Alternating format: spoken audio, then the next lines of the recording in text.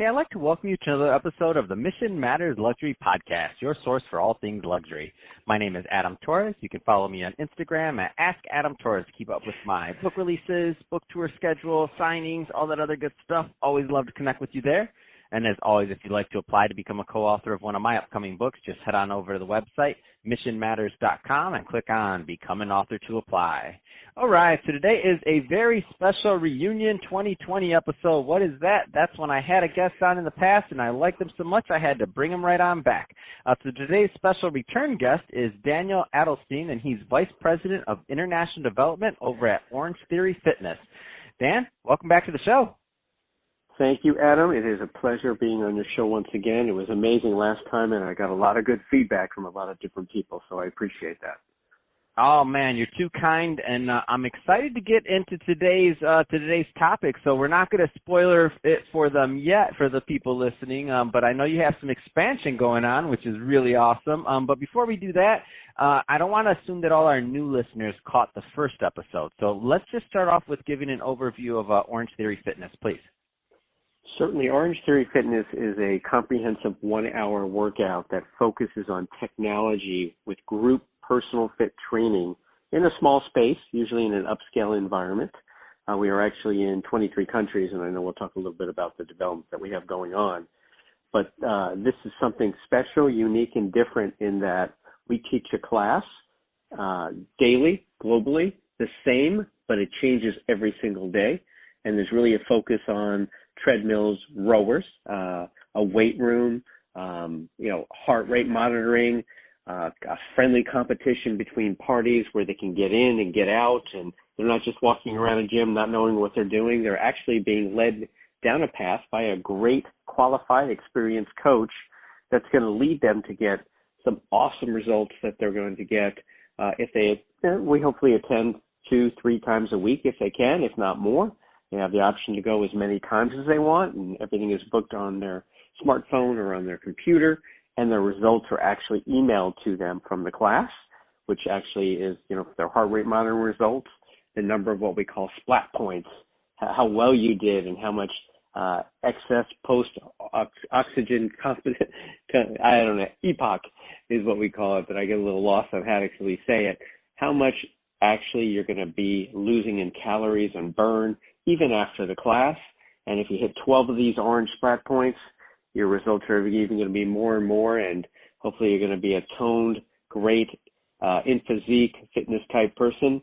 And, for us, we have people that are 18 years old up to even 65 in a class, and there's an average of about 24 people in a class, but they're big, little, different aged, and they're motivating each other, and they're too busy to mess around. They're going to get in, get out, and get those results and go about their day, whether they go to a class at 5 a.m. in London or whether they go to a class here where I am in South Florida at 7 o'clock at night.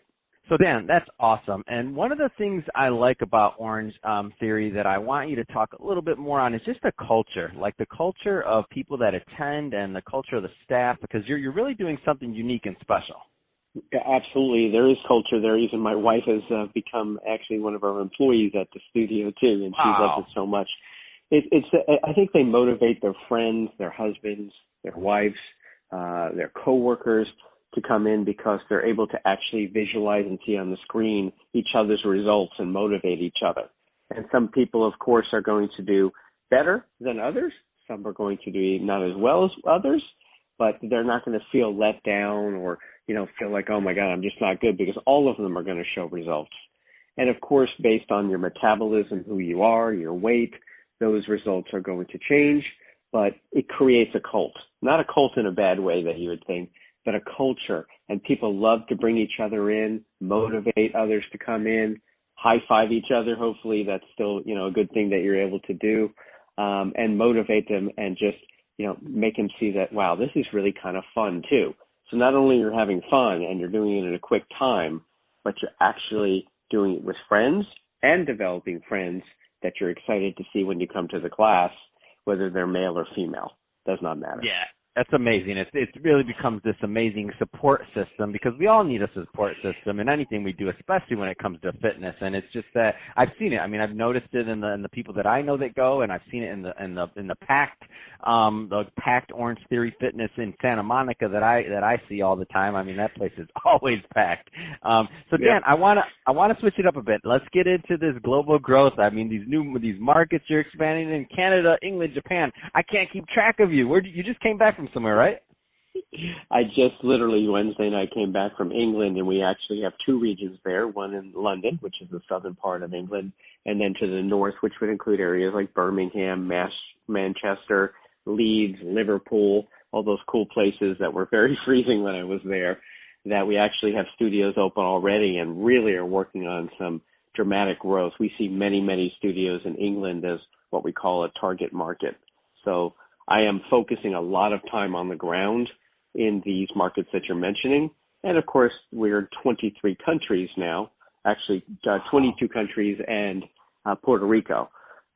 So I think that we are getting around everywhere, but there are ones that are certainly more important and have more capabilities in terms of doing studios, thus trying to secure real estate and spend time with our generally master franchisees is a big importance for us.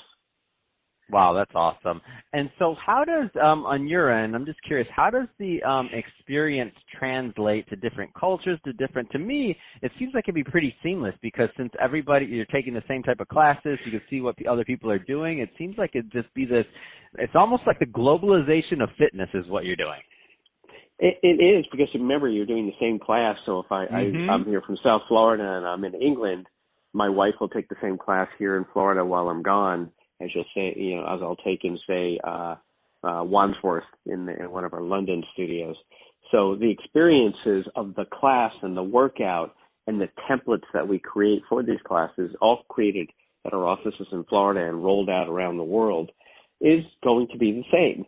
Of course, there are some different languages, there are some different cultures. We're talking about cultures, and we adapt the brand to that, along with the real estate even, to make it most conducive.